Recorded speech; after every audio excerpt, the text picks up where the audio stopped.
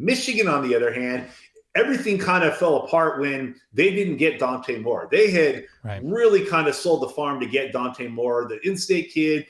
Some people say he's the best player from Detroit since Jerome Bettis, or at least he had the storied career as a high schooler, maybe the best one since Jerome Bettis, and Michigan wanted to keep him in. In the process, they also got a head start on making people mad for 2024, because not only did they lose Dante Moore this year, but they ended up losing CJ Carr, who is the grandson of the former Michigan coach when they won the last national championship, Lloyd Carr. He went to Notre Dame. So not only did they suffer some damage this year, but then there was a collateral damage for next year. And then there were some key guys that they were in it for down the stretch, then losing Collins Achiampong to Miami. So you look at Michigan's class, and for a school that is now in consecutive playoffs, who won the Big Ten 2 straight years, you would have thought we'd see a bump in this class compared to a year ago. And you didn't. And you see them in the top 20. So maybe they'll get their luster back next year. But coming off of the 2021 season where they made it to the Orange Bowl and won the Big Ten and exercised those Ohio State demons, this class kind of left a little bit of meat on the bones that I think fans are, wondering what happened.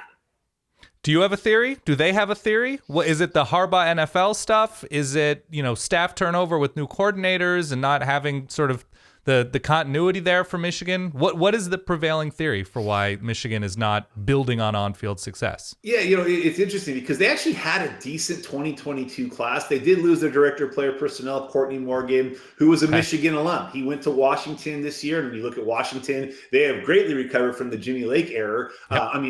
So you look at what he did there and what he was doing at his alma mater, then it just seems like this year, losing Dante Moore kind of started a little bit of a ripple effect with recruits. I think there was a lot of, questions. Was last year a fluke? The year before that in the pandemic shortened season, it wasn't a great year. Now I think they're showing not only was it not a fluke, but as we saw in the days after they played Ohio State and after they beat Ohio State, that Michigan is back to being the premier program. So maybe that stability. And yeah, I did think there is something to the Harbaugh NFL rumors of a year ago. It was after signing day with the 2022 class, but that started to cause some of the questions with this 2023 class early on. Is he really sticking around for the long haul, or is he going back to the NFL? With the way that they played this year, you kind of get the feeling Harbaugh's not going anywhere. And at this point, you go back 10 years ago or 15 years ago, however long it was, when there was the rumors every year that this is the year Pete Carroll was going to the NFL.